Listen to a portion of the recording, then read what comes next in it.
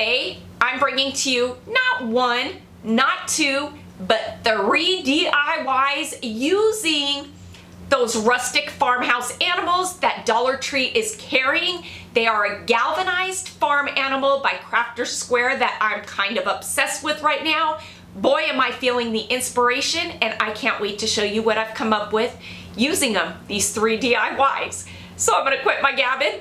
Let's jump into it and let's do some farmhouse Dollar Tree DIYing on a budget with farm animals.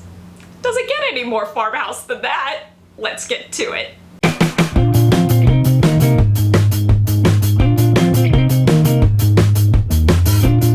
Who is today's KB Creations Crafter of the Day? You'll want to stick around to the end of the video to see if it's your creation that's being featured in today's video.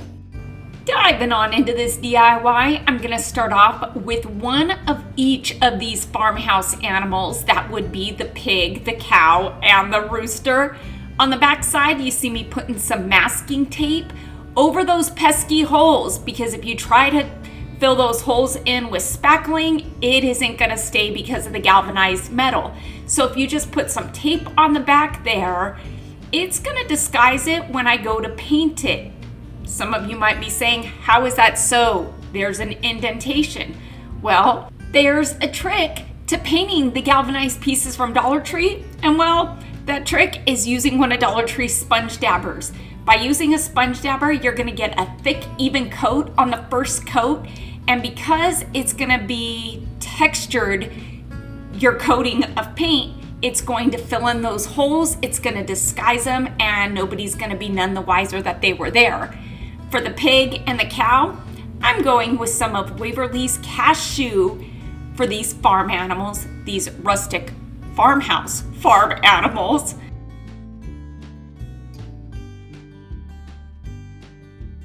And to these farm animals, yep, I'm doing it. I'm gonna add some stitching, but I'm going the route of using a Sharpie marker because I wanted black stitching. I have a black Sharpie marker. It's gonna work, it's gonna get the job done quicker.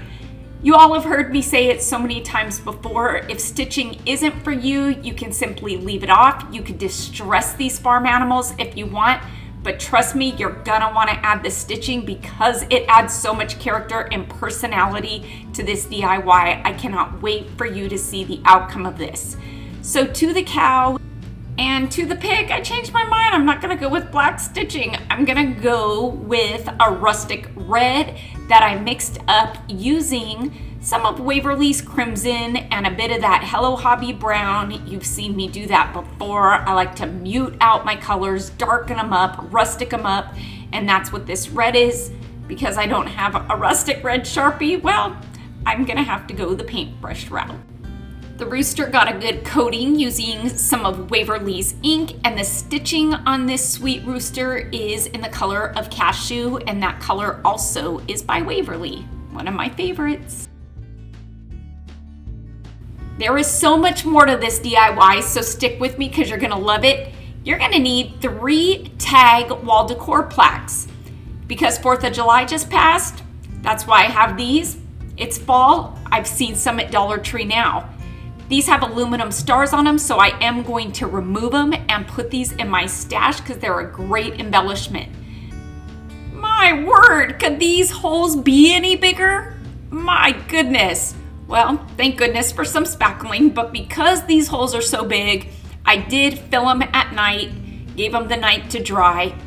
In the morning, they were good and ready to go, sanded it with a light sandpaper, and I'm gonna give these plaques a good coating, well, one plaque, a good coating of Waverly's cashew.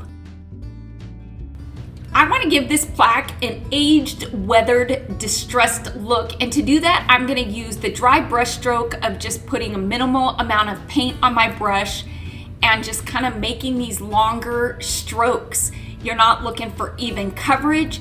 If the lines look like they're a bit stark, that's okay because that is what sandpaper is for.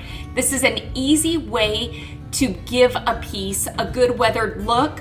Along with doing it on the center of the plaque, I did go along the edges of the plaque, as you can see, and I ran the black paint along all the edges. Again, just to add some black to it. It's easier than doing a base coat of black than a top coat of the cashew and sanding for days. If you do it the way I'm doing it here, there is minimal sanding and it really does cut down on the time and you're gonna get the same effect.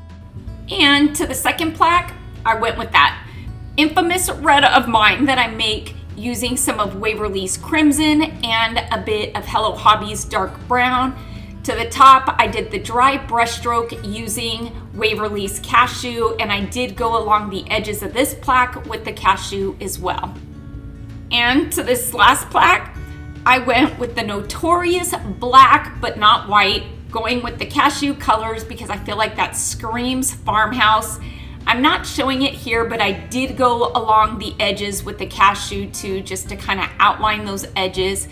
Now keep in mind that this is a very versatile DIY. If you don't like the colors that I'm using, you can really get creative and make it your own using the colors that suit your decor style. I really tried to stay neutral with the farmhouse colors because I feel like each of the colors that I used for these plaques really screams farmhouse.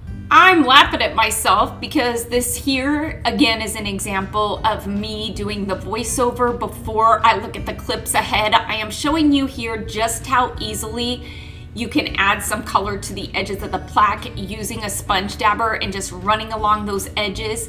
This is one of those things that you don't want perfection. You want it to be uneven. So if it is, the more imperfect, the more perfect it's gonna be. To this plaque, I'm gonna be adding some wording and I'm gonna go the route of using stencils. Now these are stencils that I found in my stash when I was cleaning and purging my garage. I'm not sure how old these are, but you know what? They're gonna get the job done. I am seeing that there are some pieces in the letters that are missing, but I'm not gonna let that stop me from using them. The stencils themselves, I did spray them with a lightweight spray adhesive by Loctite. It's a repositionable spray adhesive. I feel like that's the best route to go when working with stencils because it really does prevent the stencil from lifting up when you're dabbing. If you really want to use a painter's tape, you can, but you will get the lift up of the stencil when you dab. When applying the paint to a stencil, using a sponge dabber is definitely the way to go, not a paintbrush. You use a paintbrush, one, you're not gonna get even coverage, two, it's gonna take more coats, and three, you're gonna get more bleedage. So when using a sponge dabber, you don't wanna put a generous amount of paint on the sponge, you wanna put just a minimal amount. You will probably need to go in for 2 coats, but it is worth it because the outcome is going to be nearly perfect. When removing the stencil, you want to make sure that your paint is good and dry, and if there is some bleedage, don't worry too much about it because you can go in with your base color, which is red for this plaque, and you can clean up those letters. I do have pieces missing in my letters, those openings. I'm not too worried about it. I'm just gonna go in with my paintbrush and I'm gonna add it myself. It may look a bit stark, but once the paint is dry, I will go in with my sandpaper and sand over it again just to kind of age it and lighten it up a bit. As I was going through my stencils, I found this fun fresh one and I thought, self, there is just enough room here at the top above organic to put this signature font fresh. Yeah, that's what I'll say, signature font. So why not? I don't know where I got these stencils, quite honestly, but I know that Michaels has a great selection of stencils and they are very budget friendly and they are a great alternative to using the Cricut, to using vinyl. If you have a Cricut, you want to use vinyl, go for it. To this plaque here, it's gonna say Country Milk. I wanted to show you by using painter's tape how you can apply the painter's tape and the outcome that you will get using the painter's tape. It is very doable. People used tape forever before there was spray adhesive. So you can very well just use painter's tape. But if you do have spray adhesive, I say use it because it's gonna be a lot easier.